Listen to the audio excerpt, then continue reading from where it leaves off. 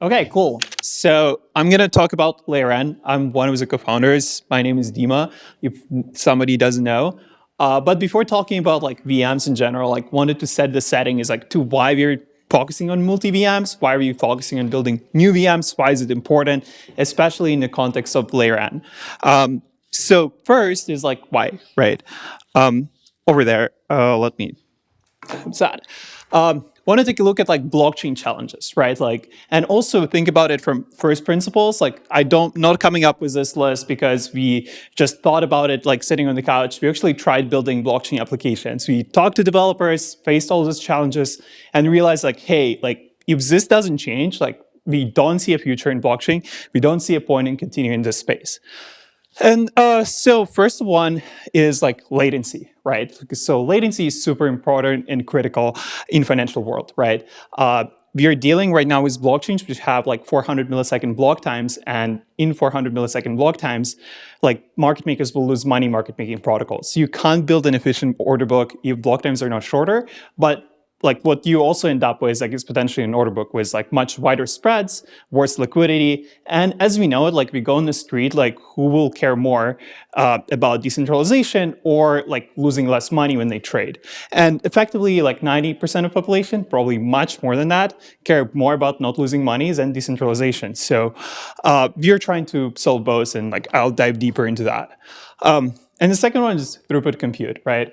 We all know that the number one application in crypto is like an exchange, right? Like the number one place you go to is like Binance, Coinbase, etc. And there's no such place in crypto today. Like some of them come close, but like by a few magnitudes off. And looking at that, like let's think about like top application, which is Binance. How many transactions it does? 700,000 transactions a second, right? If we combine all of the transactions today on all of the blockchains, like multiplied by 10, it will be still not enough, right? And it's just simple like problems that like should be addressed if you actually envision like building something better than Binance. And another one, compute, right? I remember like building on Solana and writing a lookup table for square root. Like this is ridiculous, and it's like makes developers waste time on stupid problems, which obviously have been solved before. And I'm not even talking about gas optimization on Ethereum, which is like a whole problem of its own. Obviously needs to be solved. Another on congestions, right? When talking to, let's say, traders and telling them, hey, like your application will work worse, or like the application you use because today is like NFT mint day. This is a bit ridiculous and doesn't make sense once you scale it to more users, and we already saw issues on Solana with that.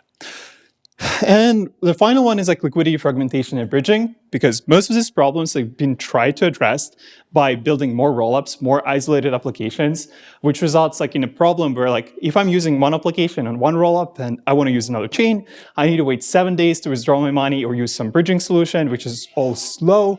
And like again, like it ruins kind of blockchains in general, right? Because the purpose of a blockchain is building one large composable state where we can have like dozens of applications leveraging each other, leveraging the network effects, and building something like that's much better than TradFi.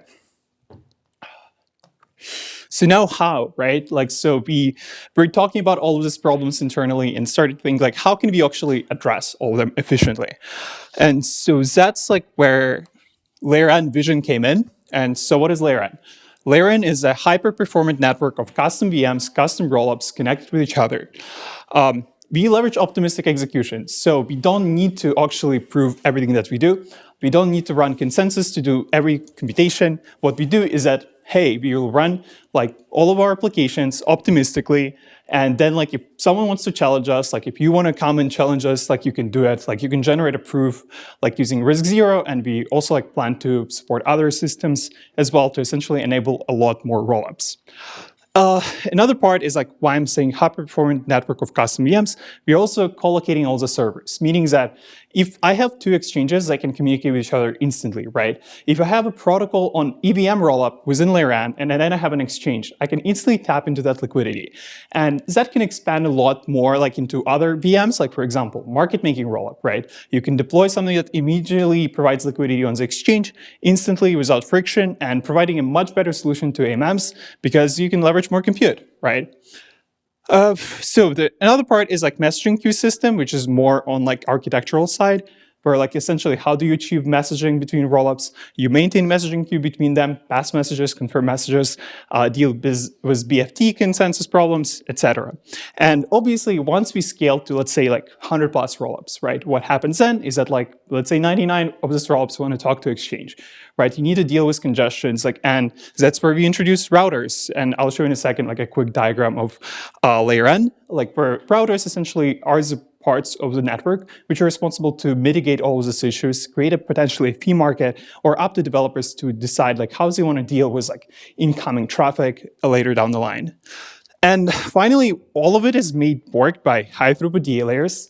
And I know like everyone is talking about DA layers, but we also see like 3, 4 more DA layers coming up like this year. So essentially, our bet is that like we'll see more DA layers, more compute available to us, like essentially more transactions we'll be able to support on our network.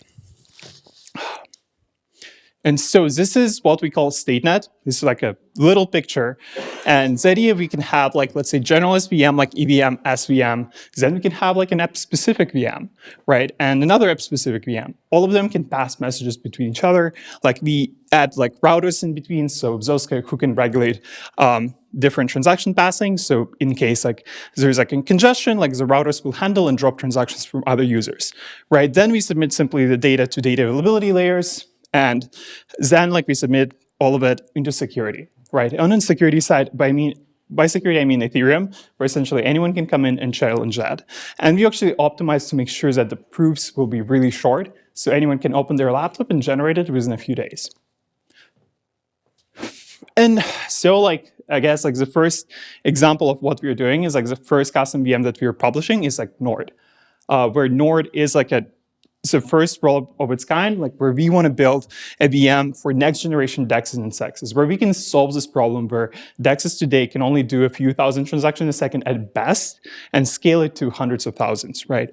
And the goal is like to make sure that like when you use a Nord VM, where like the team deploy Nord VM, like market makers, users, etc., can come in and feel no difference between using Binance and Coinbase.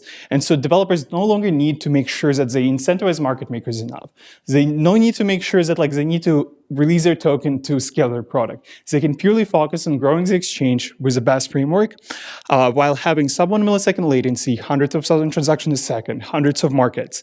And the best part is like how they can scale beyond Binance and Coinbase is that they can have applications built on top of them, right? They can bring more developers to build different kinds of applications, market making applications, or like vaults, et cetera, et cetera. That's like opportunities are endless, and that's where like they can actually win over like existing incumbents.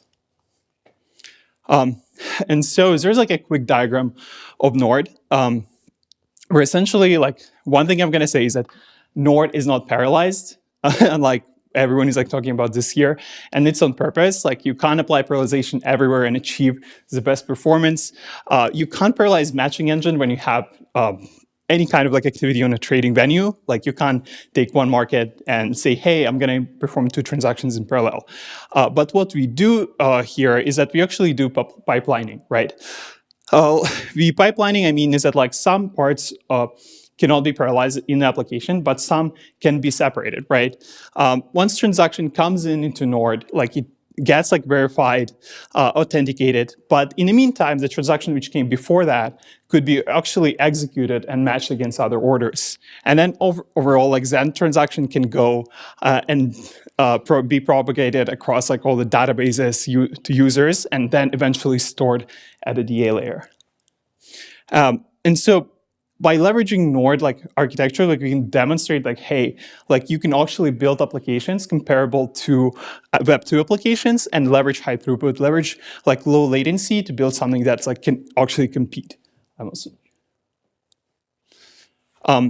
And so what's really next for us is like build on this example, build more VMs, build more applications, and bring more users on board, and where we can bring developers in and like tell them that forget about everything you've learned on other blockchains, forget everything you've heard about crypto, and you can build actually from scratch something that like can eclipse existing Web 2 applications. And our sole goal as like LayerN is like to enable that and make sure that like you can just forget about gas, forget about compute, and forget about all the other limits.